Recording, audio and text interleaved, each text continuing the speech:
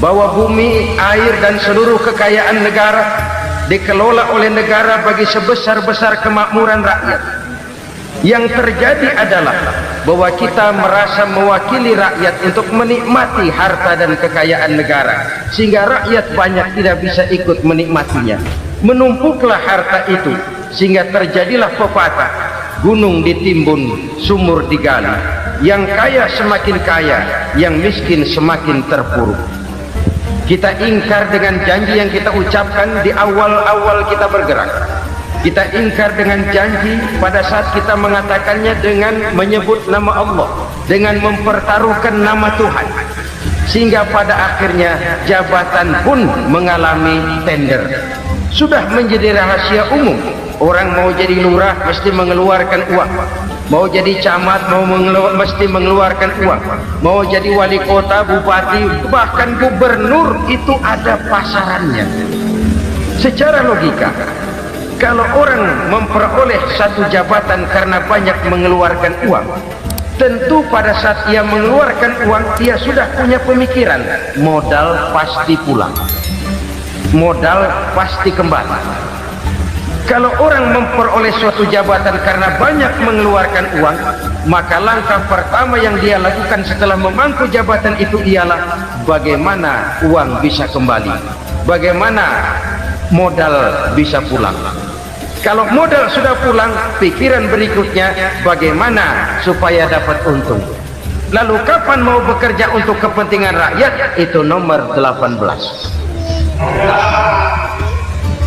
Kemudian kalau ada proyek-proyek besar, pertanyaannya ialah bukan apakah proyek ini bermanfaat bagi rakyat, apakah proyek ini layak untuk diteruskan, tetapi yang jadi pertanyaan paling utama ialah bagian saya berapa duit dari proyek ini.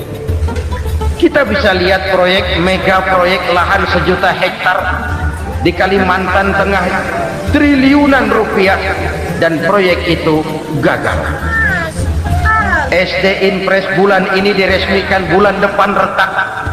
Jembatan-jembatan bulan ini gunting pita, bulan depan runtuh. Kita ingkar dengan janji. Kita berkata kita bekerja untuk kepentingan rakyat, tapi kita tidak pernah mengenal rakyat itu. Apabila suatu kaum sudah mulai mengingkari janji, maka mereka akan dikuasai oleh musuh-musuh mereka. Akibatnya tersusunlah barisan-barisan sakit hati yang makin lama makin menjadi bola salju, menggelinding membesar, dan kemudian terjadilah hal-hal yang tidak kita inginkan lagi. Apabila suatu kaum sudah mengingkari janji, maka mereka akan dikuasai oleh musuh-musuh mereka. Ini penyebab bencana yang pertama. Kita tidak konsekuen. Tadinya kita dengan lantang teriak-teriak berantas korupsi, ganyang korupsi. Pada waktu kita belum mendapat kesempatan. Setelah kita naik punya kesempatan, rupanya korupsi enak juga dirasa. Terjadi pergeseran nilai, orang luntur, kehilangan idealisme awal. Lalu untuk menghibur diri, menutup kesalahan, kita gunakanlah pepatah bahwa tidak ada gading yang tak retak, bahwa kita harus mikul dur mendem jeruk. Itu semua cuma sebagai dalih agar kesalahan kita tidak dibicarakan orang lain. Padahal kita sendiri yang mengingkari janji. Kita yang keluar dari komitmen awal kita. Kita berjanji melaksanakan Pancasila dan Undang-Undang Dasar 45 dengan murni dan konsekuen. Kita berjanji untuk menegakkan pemerintah yang bersih dan berwibawa. Namun dalam kenyataannya itu tidak kita laksanakan dengan sebagaimana mestinya. Kita bergeser, kita mengalami proses degradasi, peluncuran nilai, dan akhirnya terbentuklah barisan-barisan sakit hati yang semakin lama semakin membesar itu. Kita harus introspeksi. Memang kalau zaman sedang susah, biasanya kambing hitam laris, tukang kompor gentayangan. Itu dari dulu. selalu mencari kambing hitam. Karena itu kita tidak bicara orang, kita tidak bicara siapa yang salah, kita bicara sistem, dan sistem itu bisa mengena siapa saja. Kalau orang sudah mulai mengingkari janji, bergeser dari komitmen awal, itu sudah mulai ia mengalami proses peluncuran, proses degradasi. Ini penyebab yang pertama. Kita tidak lagi konsekuen bahwa bumi, air, sumber daya alam adalah milik negara, dikuasai oleh negara, digunakan bagi sebesar-besar kemakmuran rakyat. Ternyata rakyat yang makmur itu tidak merupakan gambaran yang menyeluruh dari rakyat kita. Undang-undang dasar kita menganut ekonomi kekeluargaan, tapi yang kita praktekkan adalah ekonomi keluarga. Kalau bukan keluarga nggak dapat proyek, kalau bukan keluarga nggak dapat macam-macam. Kekeluargaan kita rubah menjadi keluarga, timbullah penyakit nepotisme. Kita bergeser, kita ingkari janji, dan kita anggap kita atasnamakan rakyat.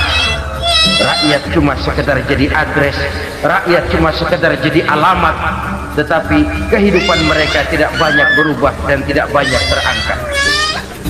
Kaum muslimin rahimakumullah, ini penyakit yang pertama, penyebab bencana yang pertama. Yang kedua, kata Nabi, wa ma hakamu bighairi ma anzalallah.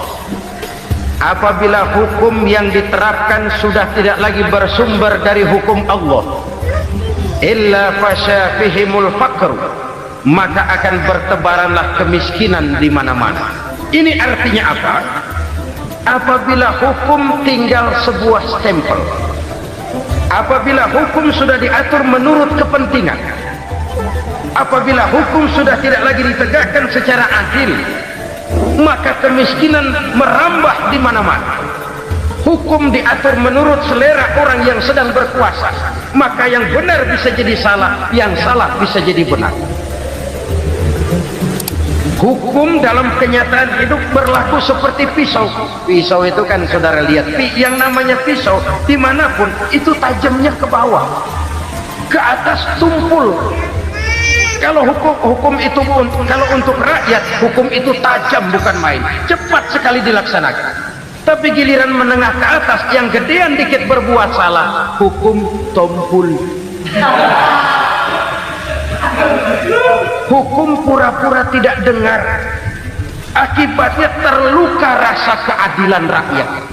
Satu kasus rakyat diam, dua kasus rakyat diam, tiga kasus rakyat diam, kasus terakumulasi di hati rakyat, luka rasa keadilan, dan itu menjadi sumber bencana.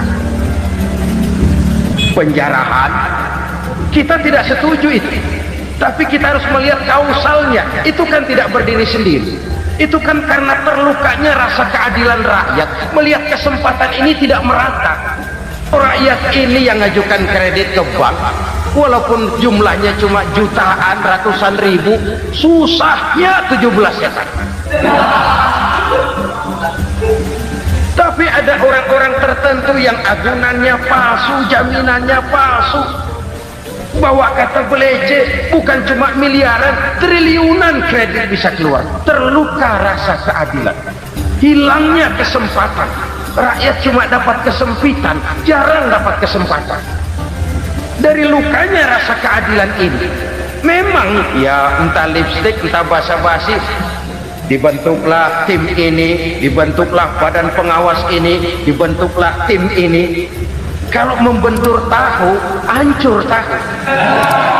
Tapi kalau tim yang dibentuk membentur karang, bukan karangnya yang hancur biasanya, timnya yang bubar. Kenapa? Yang dibentur batu karang yang sangat keras. Kita main-main dengan hukum, kita tidak konsekuen dengan hukum, luka rasa keadilan, dan itu terakumulasi. Di tamsil rakyat tahu, terakumulasi. menguap begitu saja. Kasus-kasus lain rakyat tahu, menguap begitu saja. Ketidakadilan terakumulasi, mengendap di hati rakyat, menunggu ledakan. Pada saat sumbu meledak, rakyat tidak bisa dibendung lagi. Oke, kita tidak setuju dengan penjarahan, tapi jangan melihat itu sebagai peristiwa yang berdiri sendiri. Kenapa itu terjadi? Kausalnya kenapa? Oke, kita tidak setuju memang, tapi yang dijarah oleh rakyat kan memang cuma untuk perut, yang dijarahkan beras, yang dijarahkan televisi, yang dijarahkan kulkas yang masih bisa dihitung, yang memang real untuk kebutuhan rakyat. Penjara berdasi kepala botak yang menguras uang rakyat habis-habisan, enak saja melenggang dalam kehidupan ini. Makin terluka rasa keadilan rakyat. Apabila hukum yang diterapkan sudah menyimpang dari keadilan yang diajarkan Allah, fasyafihimul fakru, bertebaranlah kemiskinan. Aneh, memalukan, memilukan. Sebuah negara agraris yang katanya pulaunya hijau royo-royo, gemari palau jenawi toto tentem kertora harjo, yang tahun 93 pernah mendapat penghargaan dari FAO, Badan Pangan Sedunia, sebagai negara yang berhasil dalam swasembada pangan. Sekarang ini kita terpaksa betul beli beras dari Vietnam, beli beras ke Kamboja, beli kedelai dari Kamboja. Kenapa? Lahan sawah kita habis ditanami pabrik. Teknologi kita, teknologi loncatan yang non applied, tidak terpakai oleh kita. Lantas lahan yang tidak bisa kita tanami, kita paksakan lahan-lahan gambut menjadi tanah pertanian yang subur dengan biaya triliunan, dan kita gagal. Kita cari jarum dan kapak hilang. Kita mau jadi negara industri dengan loncatan teknologi yang maju, kita lupakan pola pijak kita sebagai negara agraris, dan akhirnya kita kecolongan. Lihatlah dewasa ini, rakyat kita antri sembako di mana-mana. Di sebuah negara agraris, ketidakadilan melahirkan kemiskinan, kemiskinan moral dan kemiskinan material. Kemiskinan moral, rakyat nggak percaya lagi sama pejabat. Rakyat mengalami krisis figur. Orang, ala lu ngomong dah ember.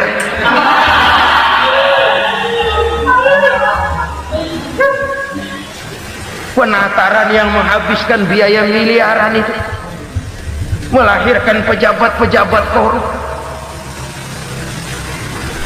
Pengawasan yang menghabiskan biaya miliaran itu ternyata impoten, mandul. Kemiskinan moral. Jujur saya berkata, saudara-saudara, setelah pintu reformasi dibuka, itu yang masuk memang macam-macam. Ada yang memang punya tujuan murni, konsekuen, dan punya konsep. Ada yang nunggu di tikungan, begitu mobil lewat nyamber pintu, berangkat ikut reformasi. Ada yang memanfaatkan momentum, mumpung, untuk nyampein unek-unek, ngerti nggak, pokoknya ngomong, sehingga keadaan semakin rancu, kebingungan semakin menjadi-jadi, masalah yang paling urgen tidak terselesaikan. Sekarang ini orang berpikir mendingan jadi pala ular daripada jadi buntut macan. Buntut macan memang hebat macan, tapi kalau buntutnya cuma ugel-ugel di belakang buat apa? Mendingan jadi pala ular, kecil juga nyaplok. Artinya ya biar kecil juga kalau punya partai kan gagah. Lalu rame-rame bikin partai kayak bikin arisan. Orang makin mengalami dislokasi. Semua mau jadi pahlawan, semua mau nomor satu, semua ngomong. Iya kalau bidangnya, kalau bukan makin rancu. Marilah lewat kesempatan ini saya mengajak kita untuk tahu diri. Biarkan politisi ngomong politik, biarkan ekonom menata ekonomi, biarkan praktisi bicara soal hukum, biarkan rakyat munajat, istighfar, mohon pertolongan Allah. Tahu diri kita. Kalau memang ayam, kukuruyuk aja dah. Kalau memang kucing, ayo ngeong. Kalau kambing, silahkan ngembe. Udah tahu ayam, ngeong bunyinya. Suaranya palas, orang nggak ngerti, bingung, makin menjadi-jadi. Ibarat kesebelasan sepak bola bangsa kita sekarang ini, rame-rame mau bikin gol, kiper ikut nyerang sekarang. Memilukan dan bahkan memalukan. Wa ma hakamu bighairi ma anzalallah illa fasafihimul fakru. Kalau hukum yang diterapkan sudah menyimpang dari keadilan yang diajarkan Allah, bertebaranlah kemiskinan di mana-mana. Coba sekarang ini, yang punya duit bingung, apalagi yang kagak punya duit. Yang pengusaha gede ngeluh, apalagi yang pengusaha pas-pasan. Yang kagak punya beras, yang punya beras saja masih bingung, apalagi yang nggak punya beras. Ini sudah demikian merata. Dulu